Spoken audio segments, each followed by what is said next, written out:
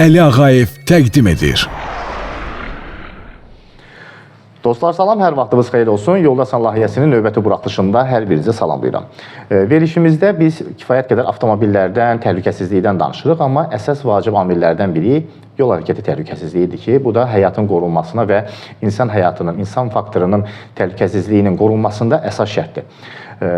Bilirik ki, yol hərəkəti təhlükəsizliyi əsasən uşaq yaşlarından aşılanmalıdır, öyrənilməlidir və məktəb vaxtlarından, məktəbdə oxuduğu dövrlərdən biz kifayət qədər müəllimlərdən bu informasiyanı alırdıq. Amma indiki dövrdə, indiki zamanda biz bu məlumatları öz müəllimlərimizdən, oxuduğumuz müəssisələrdən ala bilirikmi? Bugünkü mövzumuz da sırf bununla bağlıdır və mənim bugünkü verilişimin qonağı təhsil üzrə ekspert Azər Ramazanovdur. Azər bəy, xoş gəlmisiniz. Sağ olun. Azər müəllimlə biz bir sıra layihələrdə bir yerdə işləmişik və Azər müəllimi bu yaxınlarda mən növbəti dəfə beynəlxalq bir layihə var idi, orada tanış olduq. Avropada vətəndaş təhsili üzrə bir layihə idi və biz də öz layihəmizi orada təqdim elədik. Elə əsas məqsəd də vətəndaş təhsilində yol hərəkəti təhlükəsizliyinin öyrənilməsi və aşılanması idi. Ona görə istədim ki, bugünkü mövzumuzu Azər müəllimlə sırf bu yöndən aparım və Azər bəy, istəyirəm ilk sualı elə bu mövzuda verim. Bugünkü günümüzdə təhsildə yol hərəkəti təhlükəsizliyi kifayət qədər öyrənilirmi və öyrədilirmi? Əvvəla çox sağ olun, təşəkkür edirəm ki, mənə dəvət eləmisiniz. Siz sağ olun, buyurun.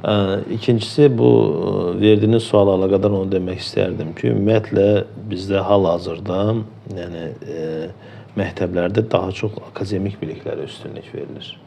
Və təbii ki, bunun da öz səbəbləri var və kurikulumumuzda təsəvvür edin o qədər yüklüdür ki, yəni əlavə ümumiyyətlə yerləri üçün, əlavə proqramlar üçün, mövzular üçün demək olar ki, saat çatmır. Və düzdür, müəyyən həyati bacarıqlar tutaq ki, müəyyən fənlər çərçivəsində öyrədilir, amma konkret olaraq yol təhlükəsizliyi ilə bağlı danışsaq, bu əfsar olsun ki, bu yəni ürəkaçan səviyyədə deyil və təbii ki, bu artıq nəsə bir şey təklif olunarsa bu barədə təhsil proqramlarına, bu artıq kurikulumda da müəyyən dəyişikliklərin olunması deməkdir. Ona görə də yəni əfsar olsun ki, hal-hazırda dediyiniz məsələ ilə əlaqədar çox da ürəkaçan səviyyədə deyil. İzləyicilərimizə bir nüansı, eləcə də sizə bir nüansı bildirmək istəyirəm. 2019-2024-cü il arasında yol nəqliyyat hadisələrində 8300-ə yaxın insan həyatını itirib ki, bu insanların da əsas yaş aralığı 18-25 yaş arasında olan iş qabiliyyətli insanlardır. Yəni, bu qədər insan yol hərəkəti nəqliyyatları zamanı, baş verən hadisələr zamanı həyatını itiriblər. Bu da kifayət qədər, gəlin qəbul edək ki, böyük rəqəmdir. Bəli, böyük rəqəm. Çox böyük rəqəmdir və bir reyting var burada. 2019-cu ildə əgər piyadaların vurulma faizi nisbəti ilə götürsək, 37,5% idisə 2019-cu ildə, 2024-cü ildə artıq bu rəqəm 51,20%-ə qalxmışdı. Yəni, biz belə fikirləşirik də, müəyyən bir dövr zaman axırında əgər yol hərəkəti təhlükəsizliyi normal aşılanırsa, öyrənilirsə, mən bunu istər piyadalarda və istərsə də sürücülərə şamil edirəm. Piyada vurulması, yol hərəkəti hadisələri də əslində nisbəti aşağı düşməli idi. Amma çox təəssüflər olsun ki, son 5 ildə, mən son 5 ili götürürəm, əslində biz rəqəmlərin ardıcıllığını götürsək, əvvəlki illərə nisbətən, biz 2019-u götürürük, yaxın ili götürürük, son 5 illiyi. Əvvəlki illərə nisbətən daha çox piyada vurulması hadisələri baş verir, daha çox yol nəqliyyat hadisələri baş verir və bunların da mən belə fikirləşirəm, piyadalarda çox vaxt biz açıq bir sorğu da keçirmişik şəhərdə piyadalarla və onların çoxunda soruşanda onlarda bir anlayış var ki, piyada keçidi varsa mən haqlıyam. Yəni, mən piyada keçidində keçməliyəm, haqlıyam, öz yol təhlükəsizliyini kifayət qədər fikirləşməyən piyadalarımız da çox təəssüflər olsun ki, çoxdur. Biz bir sıra məktəblərlə də bağlı, məktəblərdə oxuyan şagirdlərlə bağlı söhbətlər keçiririk. Sağ olsun Bakı Şəhər Yol Polisi İdarəsi bizə yaxından köməklik göstərir. Bir sıra layihələr çərçivəsində və beynəlxalq layihələr çərçivəsində biz bunu həyata keçirməyə başlayırıq. Tələbələrin, bayaq siz vurğuladınız ki, akademik biliklərə daha çox üstünlük verirlər. Bilməm, xatırlayırsa ya yox, bizim dövrlərdən götürmək istəyirəm. Bizim ibtidai dövrdə müəllimlərimiz bizə yol hərəkəti qaydalarını öyrədirdilər. Və xatırlayırsınızsa, Azər bəy, kiçik bir şəhərciklər olurdu. Bizi aparırdılar o şəhərciyə. Orada yol polisi ilə bağlı, yəni biz özümüz də yol polisi formasını geyinirdik və yol nəqliyyatını öyrənirdik və eyni zamanda şagirdlərə də aşılayırdılar. Orada yol polisi nümayəndələri olurdu və hal-hazırda elə bir meydança, səhv eləmirəmsə, Döyüş Asan Xidmətin mərkəzindədir. Həyətində belə bir kiçik bir meydança düzəldiblər, sırf uşaqlara bu yol hərəkətini öyrətməkdən ötürü. Olmazmı ki, bu kurikulum təhsilinə yol hərəkəti qaydalarını da əlavə edək? Təbii ki, sıra hazırlığı, hərbi hazırlıq bizə vacib lazımdır. Amma heç olmasa, həftədə bir dəfə, söhbət kifayət qədər yuxarı yaşlardan gelir. Çünki aşağı yaşlarda nə öyrədirsənsə, ağ vərəqə yazılı kimi sayılır. Aşağı yaş təbəqələri olan şagirdlərə müəyyən bir dövrdə, yəni lap 1-ci sinifdən 4-cü sinifə qədər olsun. Çünki əsas maraq dairəsi onlarda yəni daha çox öyrənmə qabiliyyəti, daha çox özlərinə, yaddaşlarına yazma yaşı sırf 1-ci sinifdən 4-cü yaşa qədərdir. Yuxarı siniflərdə artıq ən çox sizin dediyiniz akademik biliklərə daha çox yiyələnmə qarşılarına məqsəd qoyurlar. Bu dövrdə onlara belə bir dərs saatını təşkil eləmək nə dərəcədə yaxşı olar?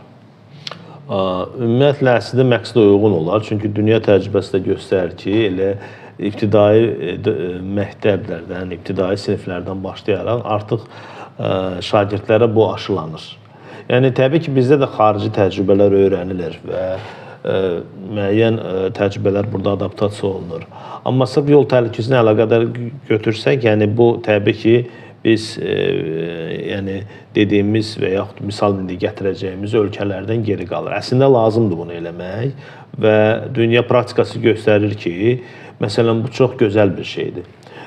Tutaq ki, misal üçün gətirirəm, ibtidai siniflərin üçün ən yaxşı dövrlərdən başlayaraq, tutaq ki, Finlandiyadır, misal üçün. Təhsil sisteminin ən yüksək olduğu bir yer, təbii ki. Bəli.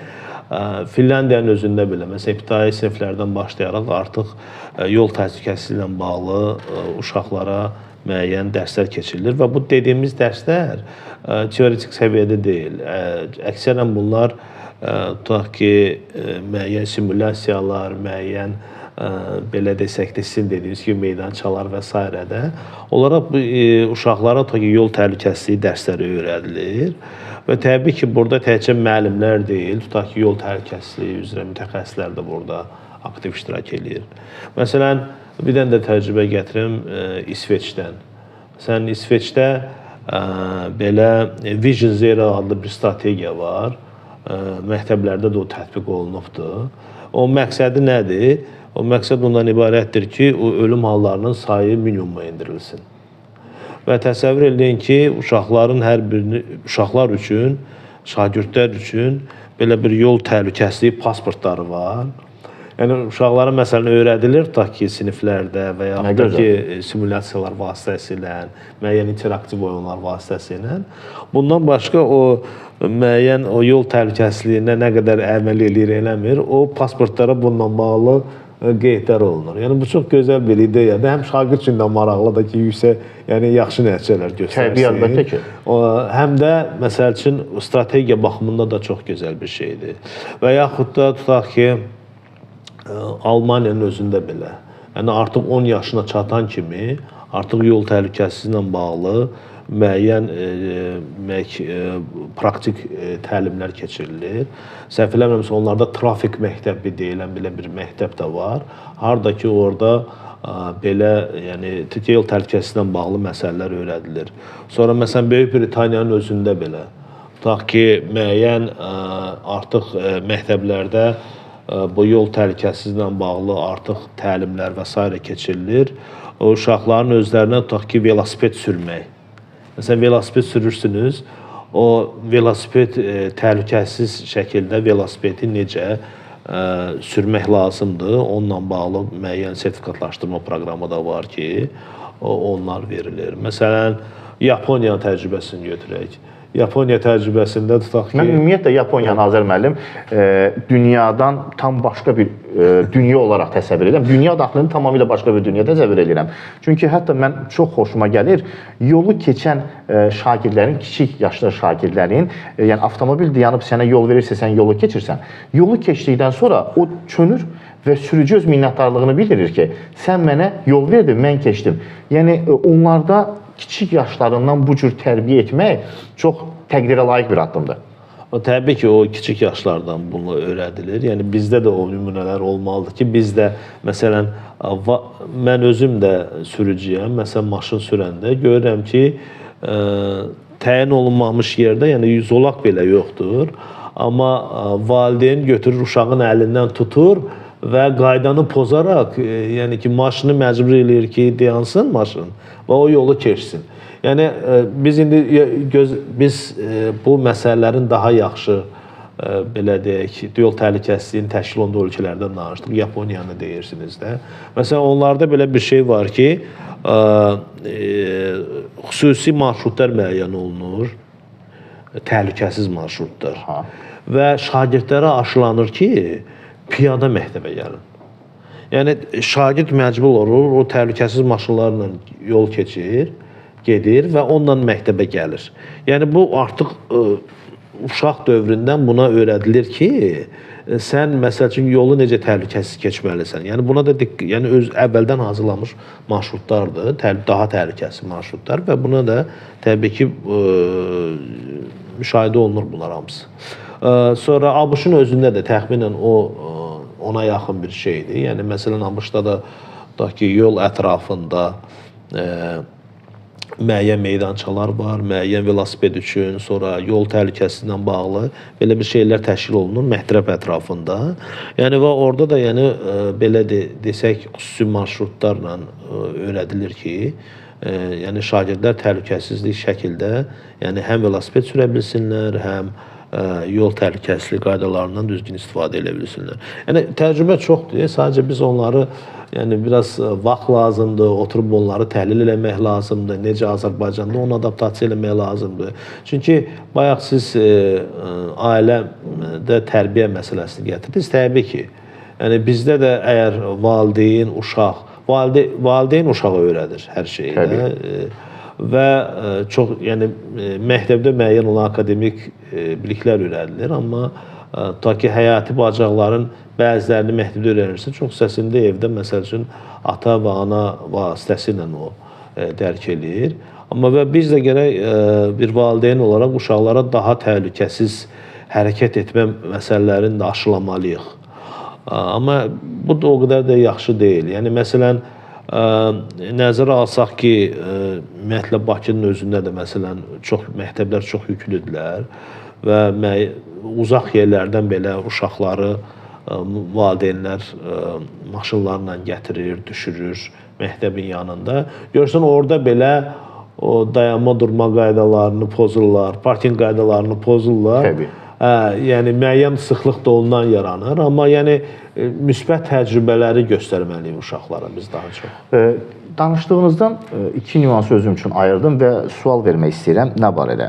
Birincidə haqlısınız, sırf valideynlərin övladlarına nəyisə öyrətməyi və nəzərə alsaq ki, məktəbdə müəllim şagirdi öyrədir. Bizdə belə bir ideya var ki, hər şeyi məktəbdən gözləyirik. Yəni məktəbdə öyrətməlisən, məktəbdə aşılamalısan, bu niyə məktəb? Amma sizin bayaq dediyiniz söhbət də var ki, əgər 30% müəllim məktəbdə nəyisə öyrədirsə, bunun 70%-ni normal həyatda biz öyrədirik övladlarımıza. Və sizin dediyiniz kimi, mən dəfələrlə şahid olmuşam. Praktikada, bəli. Yerüstü keçidlər var, piyada keçidlər var. Valideyn uşağın əlindən tutur, qaça-qaça keçirlər. Və onlar üçün qırmızı yanıb, yəni sürücülər üçün yaşıl yanıb, yol açıqda, avtomobillər hərəkət edirlər. Uşağın qolundan tutur, uşağı qucağına götürür, qaçır. Yəni özü ilə yanaşı övladının da həyatını təhlükəyə atır. Və mənim öz başıma bir hadisə gəlmişdi. efirə gedirdim verilişə. Bu zaman ana telefondan danışır. Övlad yanında gedir və övladına fikir vermir. Bu zaman orada da bir döngə var idi. Elə bil yük avtomobilləri yol qırağında saxlamışdılar. Bunlar da yolun qırağı ilə gedirlər və avtomobillər dönüb yenidən yola düzəldirlər. Yəni belə bir döngəli bir yol var idi. Manevr dəyişiləsi yoldur. Uşaq anidən yola çıxdı. Anidən yola çıxdı yük avtomobilinin qarşısından. Ani momentdə yola çıxanda təbii ki, döngə olanda istənilən halda sürəti yəni avtomobil sürətini yavaşlatmışdı. İnandırım ki, bir qədər düzünə yol olsaydı, avtomobil düzdür, əyləci bastı, avtomobil sürüşdü, qabağı getdi, yük avtomobilinin təkərinə dəydi, dayandı və bütün hadisəni qoyuram qırağa, heç nə yox. Ana sadəcə gəldi, uşağının qolundan tutdu, üzr istəyirəm, uşağa da bir başına yüngülvari şapalaq vurdu ki, hara qaçırsan, yoluna davam. Yəni, heç bir şey olmamış kimi. Amma sizə inandırım ki, orada yol nəqliyyat hadisəsi baş versəydi, birinci növbədə sürücünü günahkar çıxardacaqdılar ki, sən sürücü həddini atıbsan, niyə yola fikir vermirsən? Daha demirlər ki, burada birinci məsuliyyətsizlik valideynin üzərinə düşür. İkinci halda isə, sizin dediyiniz bu təcrübələr ki var, bəs biz artıq 2025-ci ildəyik. Və 2025-ci il bizə kifayət qədər, biz 21-ci əsrin 25 illiyindəyik də, bu bizə elə bir ki, biz 1/4-ni gəlmişik artıq. Və bizə bu qədər illər kifayət etmirmi ki, biz sadaladığımız ölkədəki olan təcrübələri özümüzü aşılayaq. Çünki, baxın, biz bu layihəni etdik, təbii ki, bizim layihə qazanıldı, xarici nümayəndələr, xaricdən gəlmiş ekspertlər bizim təklifləri çox bəyəndilər və dəyərləndirdilər onu. Amma biz bunu özümüzdə nədənsə tətbiq edə bilmirik. Bizim təhsildəki olan bu, belə deyim, kiçik aşırımı necə aşa bilərik ki? Yəni, Təhsil Nazirliyi və yaxud da təhsil səviyyəsində, daha yuxarı səviyyədə bu təkliflər həyata keçirilsin. Yəni, mənə elə gəlir ki, təklifləri hər hansı bir quruma vermək olar ki, misal üçün, gələn ildən, gəlin həftədə bircə dəfə kiçik siniflərə dərslər salaq. Yol hərəkəti təhlükəsizliyi ilə bağlı. Belə bir addımı atmaq mümkündür, Nazir müəllim? Təbii ki, məsələn, bununla bağlı ümumiyyətlə Təhsil Nazirliyinin özündə yəni ki, sizdə xəbəriniz olar. Bəli, bəli. Müəyyən o qrant proqramları var. O qrant proqramları çərçivəsində bir layihə olaraq onu təqdim eləmək olar və o layihənin də məncə uğur qazana bilər. Yəni, bu mümkündür. Yəni, bu saat siz elə bir layihəni, məsələn, hazırlasınız, siz hansısa bir məktəblə partnyorluq şəkildə məsələn, o layihəni həyata keçirə bilərsiniz, pilot məktəblər hətta götürə bilərsiniz, belə bir ideyanı həyata keçirə bilərsiniz. Bu mümkündür təbii ki. O ki, qaldı digər məsələlərə, bilirsiniz, bu kompleks yanaşma tələb edir.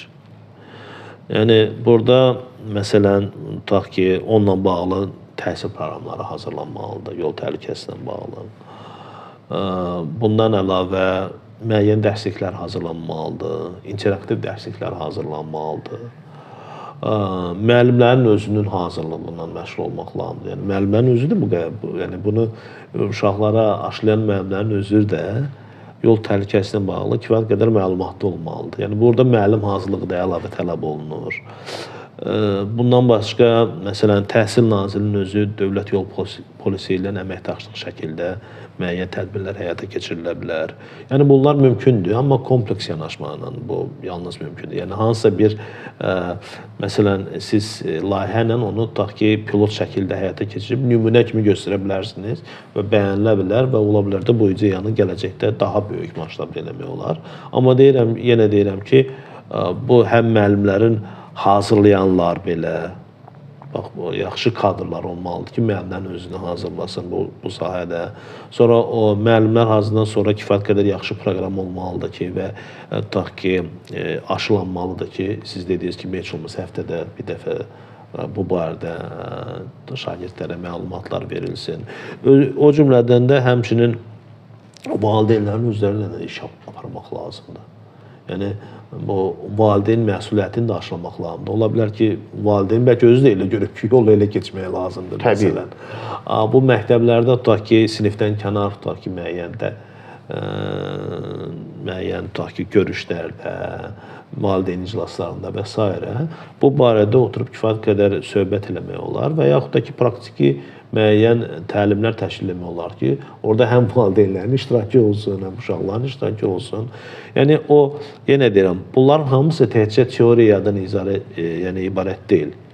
Bunların özü kifayət qədər İngiliscə real time situation deyirlər, yəni real vaxtda olan belə bir situasiyalarda müəyyən o dediyim, o nümunə gətirdiyim ölkələrin praktikasını istifadə edərək olaraq müəyyən kurslar təşkil etmək olar bu barədə. Yəni yenə deyirəm ki, bunların özünün həm də maarifləndirilməsi də cəmiyyətdə aparılmalıdır. Yəni tutaq ki, müəyyən lisin vasitəsilə müəyyən videoroliklər tutaq ki, vermək olar bundan barədə. Yəni insanlar bunu videoroliklər vasitəsilə də görsünlər. Əslində biz məqsədimizi ona görə qoymuşuq ki, zaten mən və mənim həmkarlarım hər bir radiostansiyada biz veriliş apararkən maksimum dərəcədə çalışırıq ki, kimlərəsə nəyisə öyrədək. Və radio verilişi də müəyyən bir saatlarda gedir və ola bilsin ki, o verilişi dinləyə bilən şəxslər az olduğundan, kifayət qədər radiostansiyalarımız çoxdur, zövqlər müxtəlifdir. Ola bilər ki, bu vacib mövzunu həmən şəxs həmən günü dinləməyib. Ona görə biz bu cür podkastları da ərsəyə gətiririk ki, orada edə bilmədiyimizi, orada dinləyə bilməyəni hal-hazırda çəkək və real zaman ərzində hər bir şəxs bunu izləyə bilsin. Təbii, valideyn olaraq biz mən özüm də valideynəm və mən də maksimum dərəcədə çalışıram ki, övladıma nəyisə öyrədim. Amma sizin dediyiniz məsələlərdə valideynləri bir iclas olaraq yığanda və ya hansısa bir öyrətmə prosesi aparanda çox təəssüflər olsun ki, çox az sayda valideyn buna geri dönüş edə bilirlər. Yəni, çoxları sadəcə olaraq, yenə də deyirəm, körtəbii şəkildə fikirləşirlər ki, mən piyadayamsa, mən haqlıyam, istənilən halda mənə yol verilməlidir. Yəni, istənilən zamanda burada düzdür, bir sıra nüansları da nəzərə yetirmək lazımdır ki, sizin sadalığınız həmən ölkələrdə orada piyadalarla yarşı sürücülərin də haqları və sürücülük təhlükəsizliyi də daha çox önə çəkilir ki, yəni piyada ki və yolda avtomobil yolunda istədiyi hərəkəti edə bilməz. Orada da çox ciddi şəkildə bu işə nəzarət var. Bu mövzu çox genişdir. Azər müəllim kifayət qədər saatlarla bu mövzu ətrafında danışa bilərik. Ona görə istəyirəm sizə minnətdarlığımı bildirim ki, bu qədər işlərin arasında bayram vaxtı bizə vaxt ayırdınız, gəldiniz, köməklik göstərdiniz mövzu ətrafında. Biz sizinlə verilişlərimizdə yenidən görüşəcəyik. Bir sıra məsələlər var ki, istəyirəm onları da işıqlandıraq. Və son söz olaraq nə bildirmək istəyirsiniz bu təhsil sistemi ilə bağlı və yol hərəkəti ilə bağlı? Yəni, birinci üzümü valideynlərə tutub demək istəyirəm ki, yəni, uşaqların təhlükəsizliyi sizin əlinizdədir. Çalışın kifayət qədər təhlükəsiz,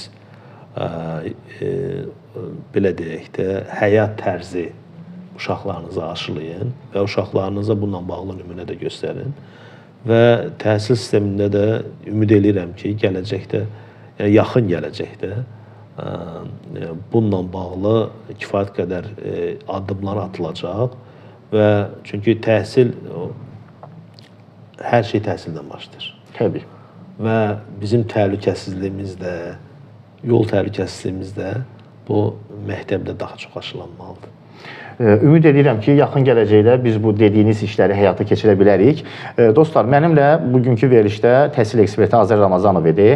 Azər bəylə biz bir yerdə təhsildə yol hərəkəti təhlükəsizliyinin aşılanması barədə söhbət apardıq. Mən də ümid edirəm ki, valideynlər və müəllimlər özləri şagirdlərə, uşaqlara kifayət qədər yol hərəkəti təhlükəsizliyi ilə bağlı məlumat verərlər və onları bu yolda köməklik göstərərlər ki, daha açıq şəkildə onlar yol hərəkəti nişanlarını bilsinlər, qaydaları bilsinlər ki, öz həyatlarını təhlükəyə atmasınlar. Özünüzdən müğayət olun, çalışın yol hərəkəti qaydalarını pozmayın ki, cərimələnməyəsiniz.